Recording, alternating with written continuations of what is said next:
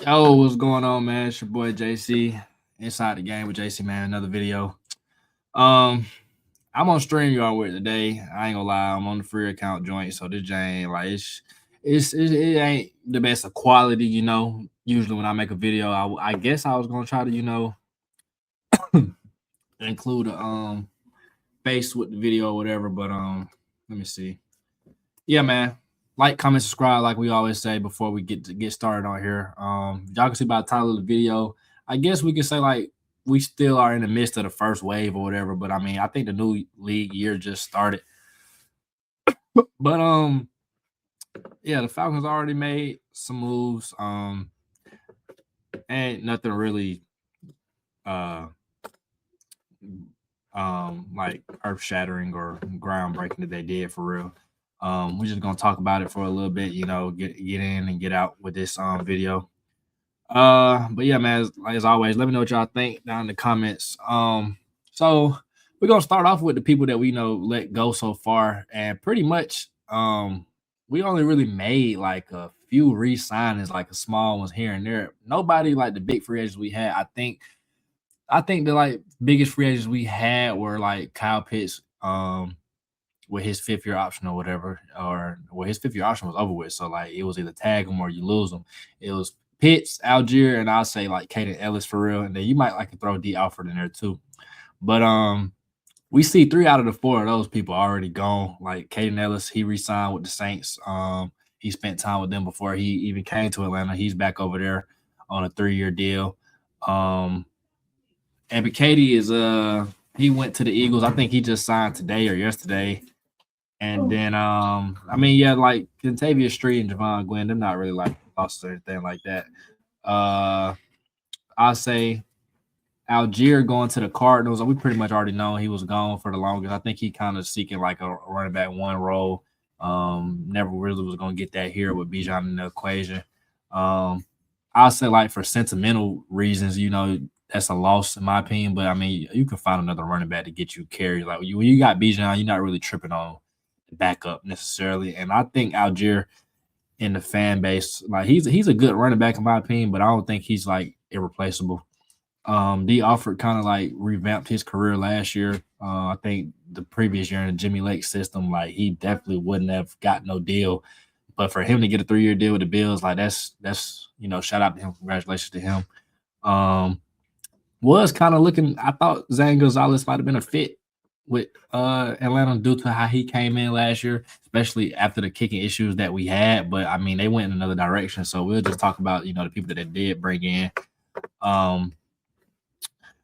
So yeah, like I said, with the kicker, I mean, we brought in Nick Folk. They don't have the contract information right now, and I am using Spotrac right now, or Spotrac, whatever, Spotrac.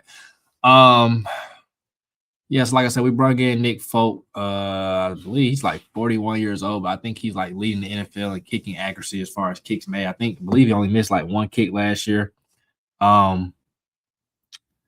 So yeah, that's a decent little pickup. He come over from the Jets, and then we also signed a punter, Jake Bailey, from the Dolphins on a 3-year deal. So the whole special teams, 2 new starters. I believe our special teams coach came over from Miami, so that's the connection right there.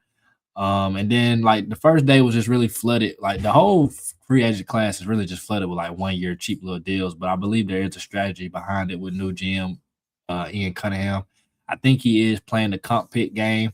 And he really said in his press conference that he's trying to rebuild the depth of the team, raise the floor of the team. I think a lot of people or a lot of Falcons fans kind of overstate the holes or necessarily the top end talent on the team. Like I think when you look at the roster, like starter wise, every position almost has a guy. Like, your 2 safeties, you're good. Cornerback 1, you're good. The Diablo, it's your linebacker position. I guess you can, consider yourself good there. Offensively, wide receiver 1, Pitts being back, running back 1. The whole O-line pretty much. You might need to patchwork some things here and there, but I mean, Jake Matthews, Chris Lindstrom, Bergeron. So you got like 3 out of the 5. I mean, McGarry will be back off injury and whatnot if they want to continue with him. And even Newsel, like we did sign a center.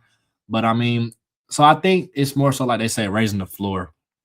So that was what they was flooding these picks with. Like Austin Hooper won't be a starter. He'll be like a tight end too. Cam Thomas, the edge from they got from Cleveland, he won't really be a starter in my opinion. Christian Harris might come in here and compete. Him and Shannon Tyndall was two interesting pickups. I think those adding a lot of athleticism and speed to the linebacker room. Like our linebacker room, when you look at as far as 40 times, it's crazy. Because even Troy Anderson, I think something that was dealing with his injury thing last year. So his last year of his contract reset. So Troy Anderson will have another year with us. I think he's like on $1 million deal or something like that.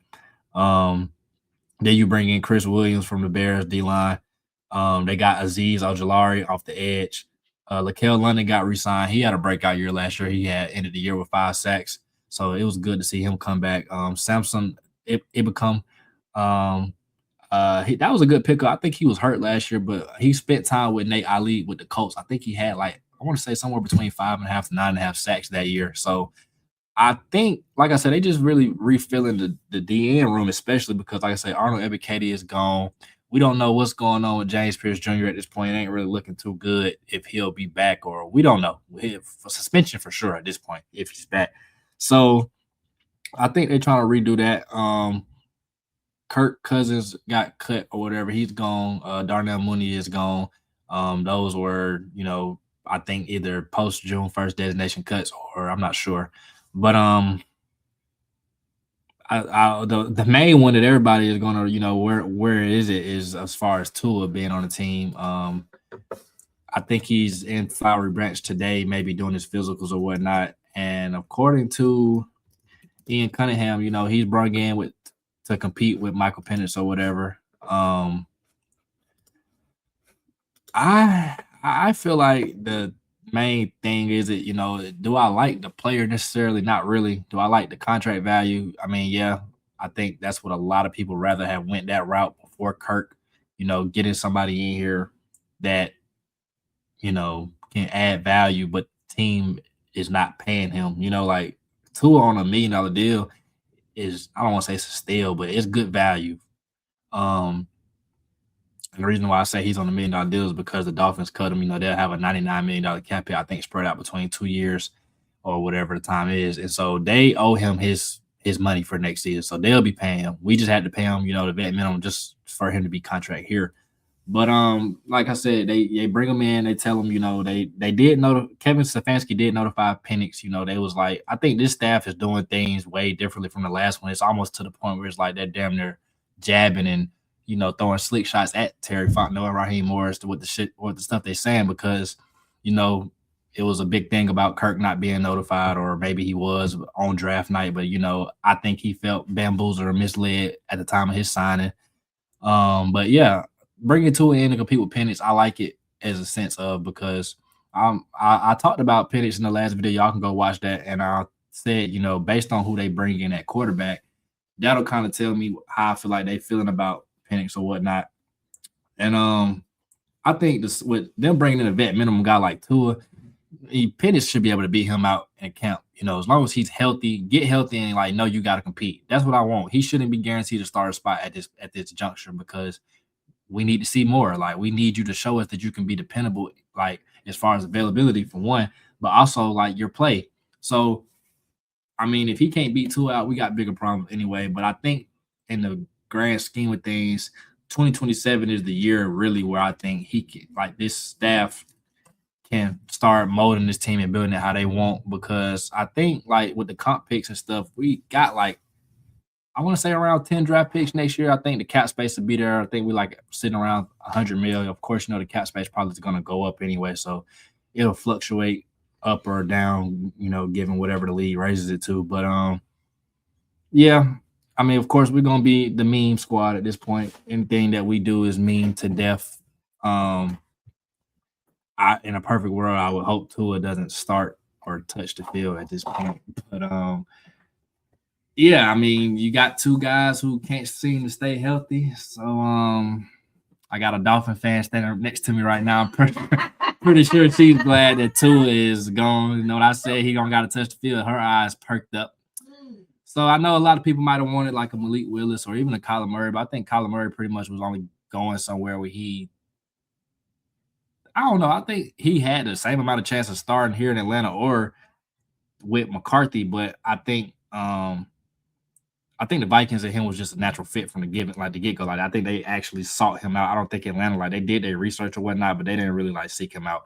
Um,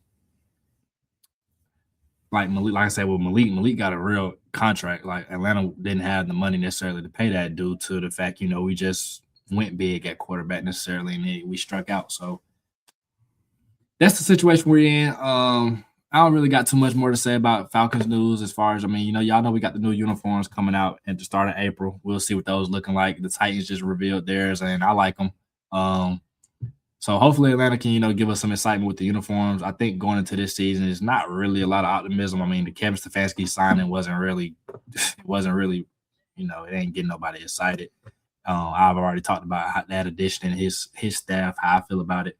But I think from here we just keep saying I don't think the Falcons are going to make a big move. Or I didn't really speak on the Jahan Dotson and the Zacchaeus edition. I don't see Dotson listed right now on post track right now for some reason. I guess his contract isn't done, or maybe we wait on the physical. But I like that addition. I still, like I said, I think it's a raise the floor type of wide receiver move. I don't think maybe he is coming in to kind of be the wide receiver too. I don't know. I still think they need to draft a wide receiver. I think I would like more if Dotson was like the 3 and you draft a 2, or maybe 2, 3. They work it out like that, and then Zacchaeus be that 4. But compared to last year, even if we go in with Dotson a draftee and then Zacchaeus, we have actual NFL talent, I guess I would say, because last year we had, I don't know what we throwing out there wide receiver. It's ridiculous. So yeah, man. Y'all, like I said, y'all let me know what y'all think down in the comments. As always, make sure to like, comment, subscribe. For the NBA fans, we're gonna have a video out tomorrow. Whenever we're gonna record it tomorrow. I know we've been sleeping on me and Judah been slacking on that. So we're gonna have some NBA content out there for y'all. I'm gonna do some more NFL in general topics, but y'all let me know as well what y'all want to hear, what y'all want to see. So man, appreciate y'all for tuning in. Ain't gonna spend too much longer on this, so appreciate y'all.